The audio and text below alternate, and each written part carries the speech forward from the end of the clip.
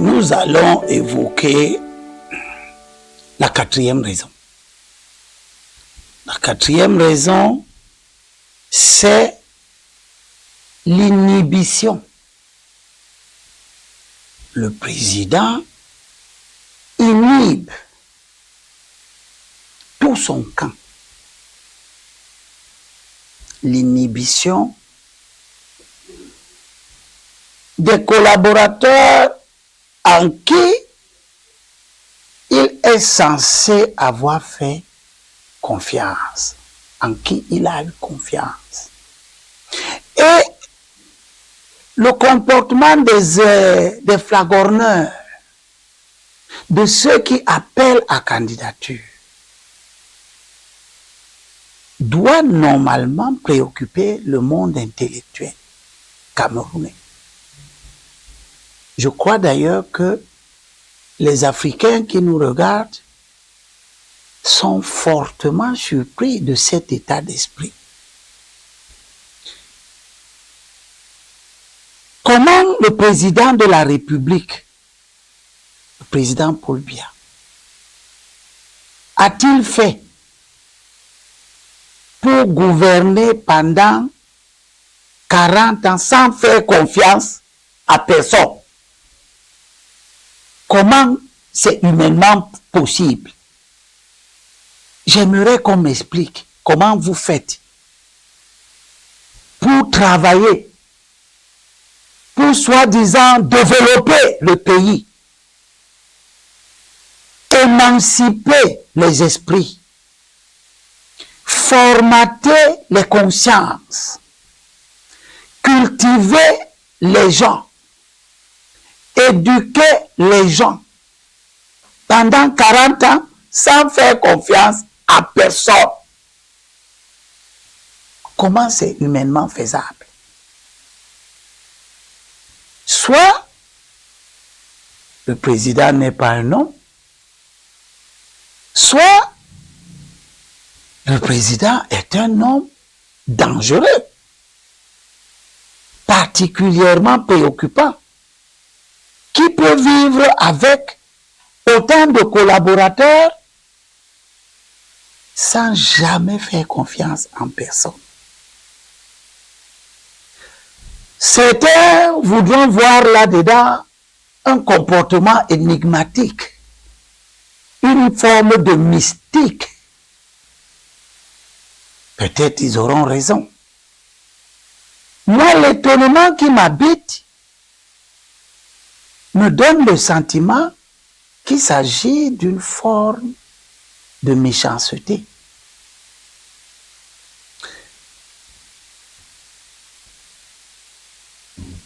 Parce que le président n'a eu confiance en personne. Tout le monde dans son camp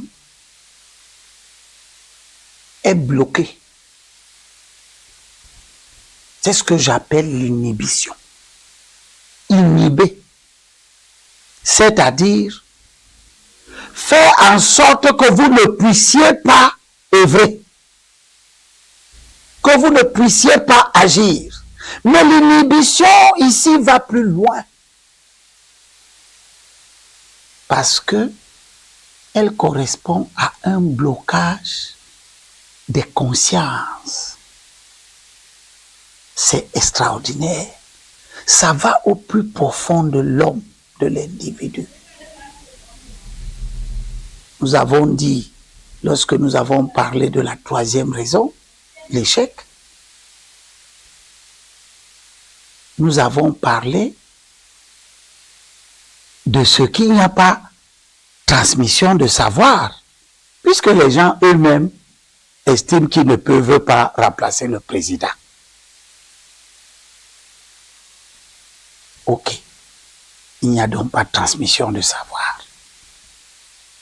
Mais ici, nous sommes dans une situation qui va plus loin et qui renvoie maintenant à la personnalité non plus du président, mais de ses collaborateurs.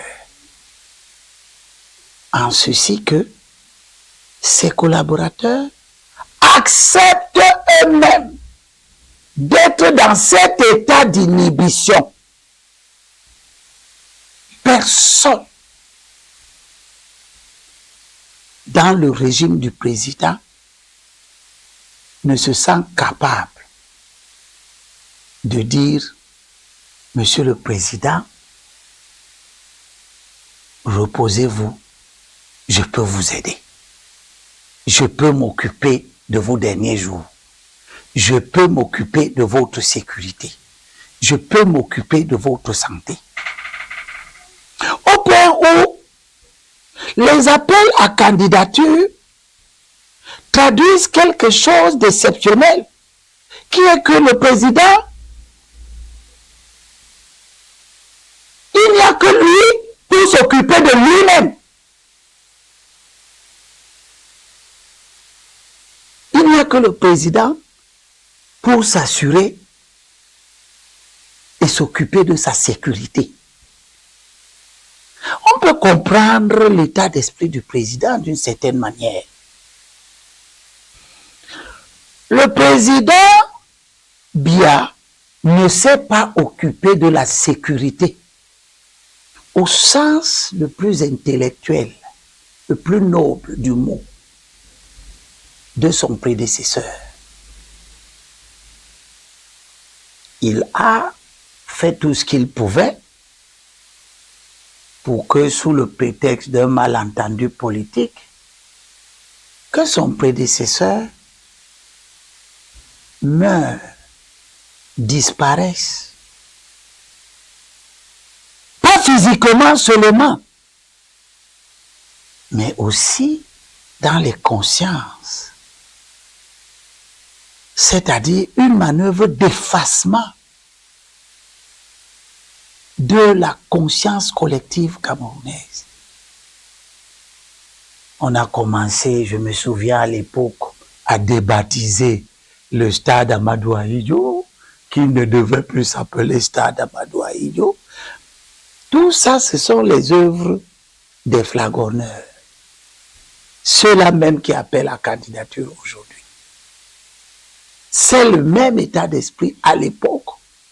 Quand, pour donner l'impression qu'on est entièrement au service du prince, il fallait effacer l'histoire. Le président Ahidjo est donc mort dans une insécurité totale. Il ne pouvait pas revenir au Cameroun comme son homologue, le président Senghor. Même les présidents comme Laurent Gbagbo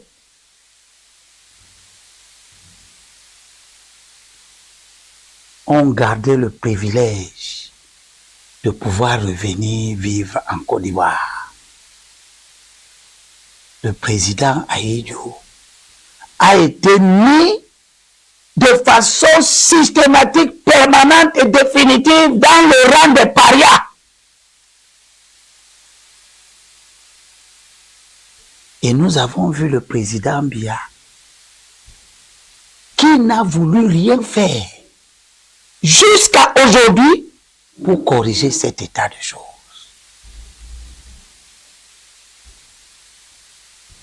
Mais il n'y a pas que ça.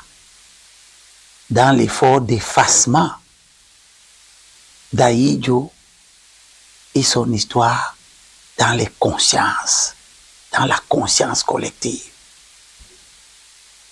On a trouvé bon de laisser que même son épouse qui est restée veillée sur sa dépouille, espérant jusqu'au dernier moment que l'intelligence et la sagesse gagneront les esprits.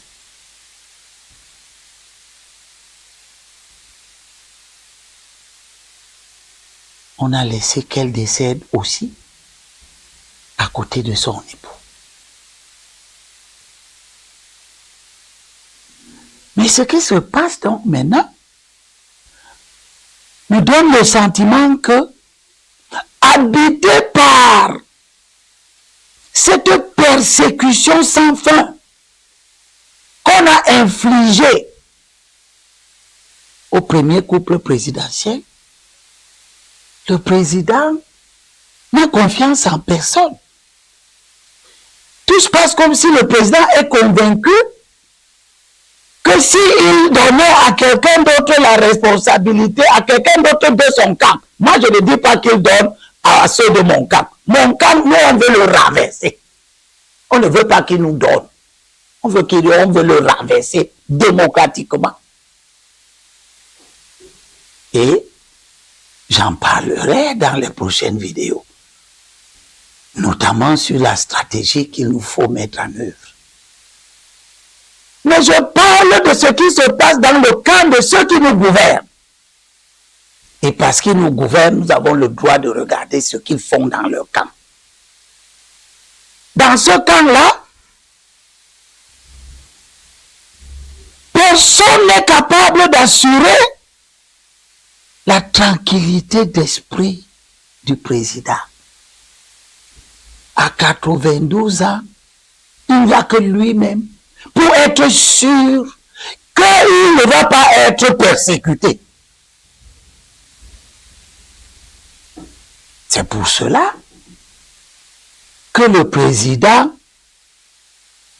est dans une situation où, dans son camp, tout le monde est inhibé. Chacun sait que je ne peux pas assurer la sécurité du président. Je ne peux pas assurer sa protection. Personne. Il faut que le président lui-même soit là pour être sûr qu'il peut dormir tranquillement. Soit à Etoudi, soit en Vomeka. Si ce n'est pas l'échec de la société camerounaise, c'est quoi?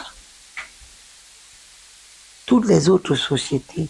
Le Ghana vient d'élire un nouveau président qui avait déjà été président 2 mandats durant, qui revient. Quand il a été battu démocratiquement, qui a assuré sa sécurité, sa tranquillité matérielle, psychologique, etc. Comment ça s'est passé là-bas? Le président Jerry Rawlings qui a mis en place toute la mécanique démocratique, qui a permis qu'après lui, il y ait maintenant 3 présidents qui ont succédé au président Jerry Rawlings. Je n'ose pas parler de la Tanzanie, où 5 présidents ont succédé déjà au président Julius Nyerere. Et parmi les 5 présidents, le président actuel, qui est une femme. Comment ça se passe en Namibie avec le président Sam Nujoma, qui est arrivé au pouvoir quand le président Biya était déjà au pouvoir, et qui est parti et qui a laissé le président Biya au pouvoir, qui assure la sécurité de Sam Nujoma en Namibie, pour que l'histoire puisse se poursuivre, suivre son cours dans la paix, dans la sérénité, dans la tranquillité, dans la cohésion sociale. Au Cameroun, personne ne peut assurer la sécurité du président Biya s'il n'est pas au pouvoir. C'est formidable. Voilà donc l'état d'inhibition de tout le camp présidentiel. Tout le monde est enfant dans le camp présidentiel. Personne n'a grandi, personne ne peut faire ce que le président a fait. Non, je pense que c'est l'inverse. Le président a peur qu'on fasse ce qu'il a fait. Ce qu'il a fait, c'est qu'il a persécuté son prédécesseur. Et il craint que même si il avait fait confiance, même s'il advenait qu'il fasse confiance à un des siens, qu'il soit persécuté. Probablement que cela habite le président. Au point où il croit que c'est toute la société camerounaise qui est acquise à l'idée de le persécuter. Je voudrais donc rassurer le pays que la culture qui règne au sein de l'opposition camerounaise n'est pas celle de la continuation de ce que le président Biya, de l'atmosphère, de l'ambiance qu'il a créée. Il a créé une ambiance de peur de fin de règne. Et aujourd'hui, il est victime lui-même de sa propre ambiance qu'il a créée. Il a mis dans la Constitution des dispositions spéciales qui assurent son immunité par rapport à toutes les responsabilités qu'il peut avoir dans la conduite des affaires publiques. Mais de quoi a-t-il encore peur? Nous n'avons pas envie que la scène, le drame, ce qui est arrivé au président Ahidjo, se reproduise avec le président Biya. Nous sommes donc prêts à défendre la tranquillité, la sécurité, la sérénité de la fin de parcours du président Biya. Il n'a pas besoin de le faire lui-même. C'est au pays de faire cela pour lui. C'est comme cela que ça se passe dans tous les autres pays. Le Cameroun n'a aucune raison d'être une exception.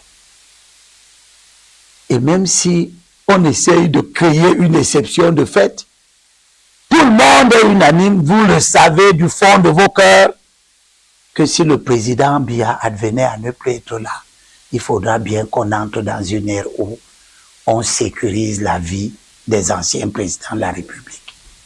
Qu'ils soient là avec nous, que tout le monde les voit, que tout le monde puisse leur rendre visite, etc., etc. Et que l'ancien président de la République ne soit pas un homme qui est condamné à vivre à l'étranger, hors de la terre de ses ancêtres. Si les bourgeons ne partaient pas, si la saison des pluies boudait la saison sèche, il n'y aurait ni fruits, ni feuillage. Il faut savoir partir. Donc le président Biya n'a confiance en personne et il inhibe tout son camp. Sauf que si le président Biya advenait à disparaître, vous verrez comment il y aura une forme de libération dans son camp. Je ne parle pas du pays tout entier, je parle de son camp. Si vous lisez l'ouvrage de Jean Fauchivet, de Frédéric Fancam, qui écrit sur Jean Fauchivet, les révélations de Jean Fauchivet. Jean Fauchivet, qui était un fidèle compagnon d'Ahidjo et qui a d'ailleurs été un grand serviteur du président Biya, dit que la liesse populaire qu'il y a eu en 82, lorsque le président Biya est entré en fonction, n'était pas liée au président, qui dit d'ailleurs dans cet ouvrage-là que personne ne le connaissait. Je crois qu'il était un peu excessif. On savait que le président avait été Premier ministre. Moi, j'étais en classe de première quand le président est venu inaugurer le marché central de Douala. On savait qu'il était Premier ministre. Mais Fauchivet dit dans son ouvrage que personne ne le connaissait. Et que la liesse populaire était liée au fait qu'on était fatigué du président Ahidjo. Monsieur le Président, cher Président, Papa Paul Biya, s'il arrive que vous disparaissiez, ce qui s'est passé sous le président Ahidjo risque de se reproduire. La liesse populaire ne sera pas parce qu'un nouveau est arrivé. Elle sera parce que vous êtes enfin parti. Et c'est ce qu'il ne faut pas. Et c'est à vous de créer les conditions pour que les gens gardent de vous le souvenir indispensable dans la marche de tous les pays du monde. Que vous partiez comme le président Abdou Diouf fait partie et dont le Sénégal se souviendra jamais. Comme le président Alpha Oumar Konaré et bien d'autres. C'est ça que, Monsieur le Président, vous devez avoir comme exemple. Vous ne devez pas avoir l'exemple de Kadhafi ou de Hosni Moubarak. Ce ne sont pas ces exemples qui sont des drames dont l'Afrique est victime et pleure encore. Ce n'est pas ça qui doit vous habiter l'esprit. Et vous avez encore la possibilité d'agir. D'agir pour que votre fin de règne reste un fait d'histoire qui est couronné d'une satisfaction. Dites à vos flagonneurs que vous leur donnez la responsabilité de se prendre en charge. Vous verrez, ils seront nombreux à vouloir vous remplacer. Ceux-là même qui ne peuvent rien dire maintenant, si vous dites demain que vous n'êtes pas candidat, vous verrez comment vous les avez libérés de cette inhibition dont je parle. Vous verrez des gens qui veulent les gens sortiront pour nous démontrer à ce moment qu'ils ont été vos collaborateurs, qu'ils ont appris de vous, qu'ils sont capables de continuer votre œuvre. C'est pour cela que leurs agissements d'aujourd'hui sont des paradoxes. Et comme le dit les Saintes Écritures, Paul parlant à Tite, il dit, il y a beaucoup d'indisciplinés dans vos rangs. Mais il y en a aussi beaucoup dans nos rangs, dont je parlerai à partir de la 6e vidéo. Paul dit, il y a beaucoup d'indisciplinés, des vains discoureurs, qui abusent l'intelligence, c'est-à-dire qui trompent les esprits. Et il dit à Tite, il faut leur fermer la bouche. Oui, nous devons faire tout ce qui est possible, démocratiquement, par le débat d'idées. Nous devons fermer la bouche à vos hypocrites flagonneurs, aux flatteurs. Parce que comme dit Paul à Tite, ces gens continuent d'enseigner des choses qu'il ne faut pas enseigner. Ils enseignent qu'à 92 ans, vous ne devez pas vous reposer. Ils enseignent qu'à 92 ans, vous n'avez formé personne. Ils enseignent qu'à 92 ans, vous n'avez transmis aucun savoir à personne. Ils sont en train d'enseigner par la flagornerie les appels à candidature que vous êtes un échec. Les éternels permanents finissent toujours par agacer et l'amour se transforme en haine. Il faut donc savoir partir. nous allons parler des indisciplinés de notre propre camp, celui de l'opposition, et de ce qu'il nous appartient de faire. Pendant que le camp du président est dans la dérive la plus totale, ce que nous devons faire pour susciter la confiance de notre peuple et mettre tout le monde sur le pied de l'avènement d'un nouvel ordre politique dont le pays en a besoin. Bonsoir.